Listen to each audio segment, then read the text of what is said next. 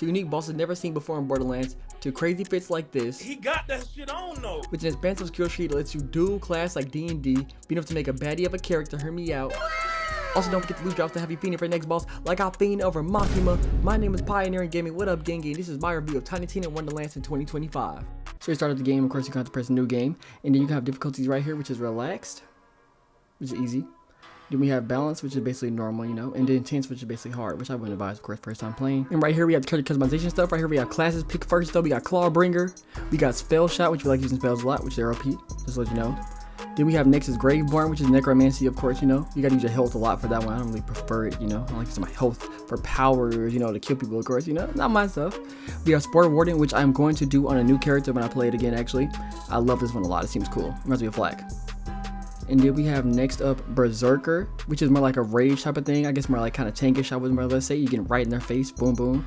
That's a DLC one right there. Don't have that one, so I can't say too much about that actually. But there you go. Mancer, my bad. And Clawbringer is the one that I actually did main for my playthrough actually. For the playthrough that I'm reviewing today. You can actually create your own character for the first time actually in the Borderlands series. It's the first time ever, you know. And for me, I picked a female, obviously, you know what I mean? Because if I can pick which character I'm gonna play as, I'm gonna play as a female, you know what I mean? Come on. Even if it's first person or third person, it doesn't matter which person it is. This person is going to be female this time, of course, you know. So, what I would say is that the character customization isn't crazy in depth. I would per se see like other games like Cyberpunk or something like that, or you know.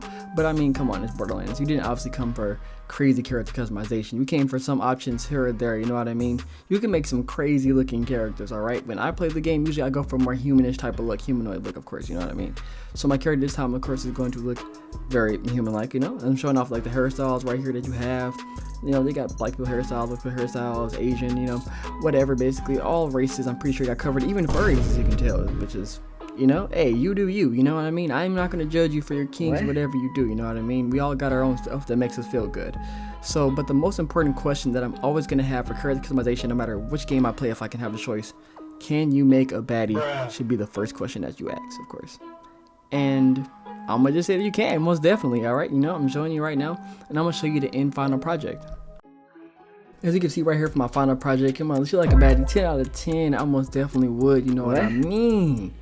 But besides that, bro, let's get to the next part of character creation, which is right here is your attributes that you can pick from. You have a variety of backgrounds to choose from. They do not affect your story as far as I can tell, but they will affect the gameplay by giving minor negatives to certain attributes such as skill cooldowns, spell cooldowns. Also, they can give advantages such as extra crit damage or increase in HP and ward. So, you know, it's different playstyles you can have with these.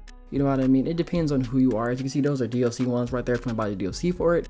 Right in the game is on sale for Steam Spring Sale, and it never sells, always gonna be amazing. I mean, honestly, I don't think full price is that much as far as I know. And the game says it gives around 16 hours. I have around like over 20-ish, 30-ish hours in this game, honestly, and I haven't even beat it yet because I've been doing a lot of side quests, which are very interesting, by the way. We'll get into that later though. But like I said, yes, once you know, you get done picking what you want to be, you know, I'm just trying to figure out what it's gonna be because like I said, I wanted to do the I can't remember what it's called, but it's like the one with the spore, which is basically the ice. And what I did was basically is I ended up using Clawbringer for like the one I said I'm going to review that you're going to see the majority of gameplay from, of course. You're going to be seeing straight from that character, also with the second dual class of Mancer. So I'm not going to ruin the story by showing any important gameplay or story points. It's just side quests, camp, and dungeons. Since we're on top, let's get to the main thing you'll be doing, shooting and looting, man. That's what we came here for. We came for the sparkles of all the loot that comes out, you know what I mean? You see all them colors. It's an amazing thing, you know, we fiend for it. Okay, but if you don't loot them, it should honestly be the catchphrase for these games because that's the only way you're gonna progress. But don't worry, you know, it's a very good cause, just like Batman, you know, for the fun of the love, you know, love of the game for the fun of it. So the game feels smooth and nothing feels stiff or awkward. The guns all feel fun to shoot and some have unique abilities to them. Besides, you know, your typical ice, fire, electric, and etc. There's a new lifesteal effect which when you shoot enemies, it drains life from them and gives it to you. You know what I mean? Which I think is a cool addition to honestly. And just like older Borderlands games, there are still guns with shields on them when you ADS, like you previously just saw the shotgun that I was using, which also has lifesteal on there too as well. You know, and some guns some little marble looking things if you reload them, some explode on impact. My favorite is this pistol, which when you throw to reload, and once it hits an enemy, that's when blades gets made and starts hitting enemies in the vicinity of it.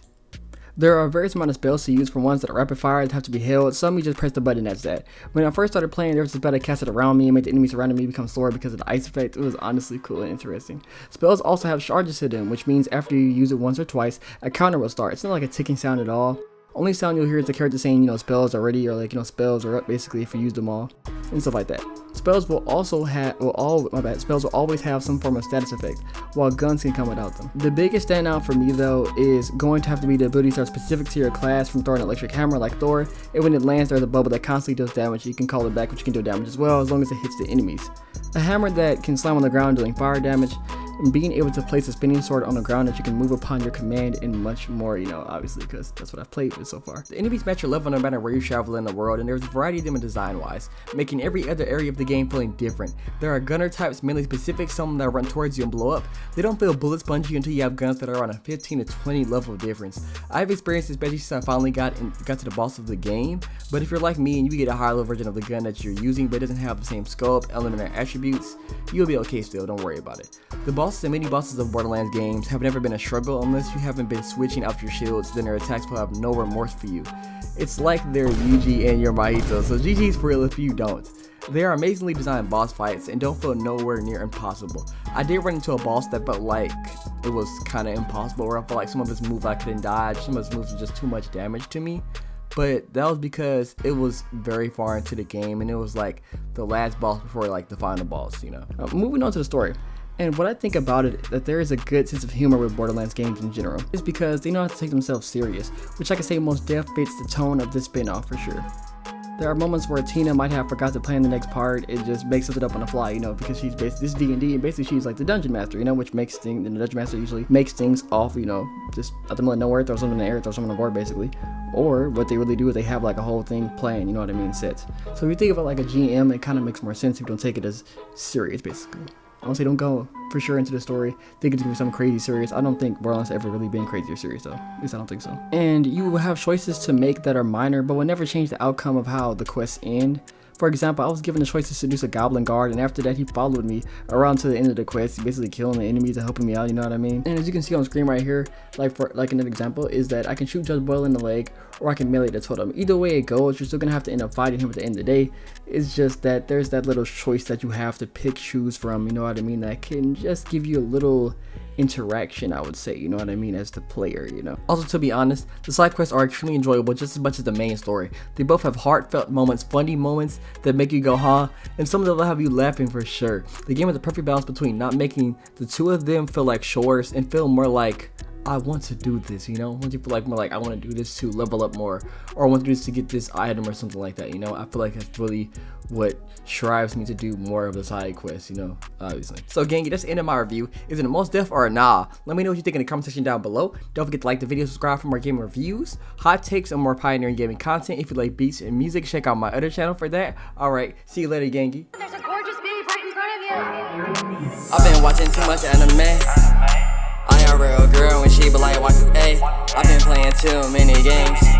These girls starting to look like reality.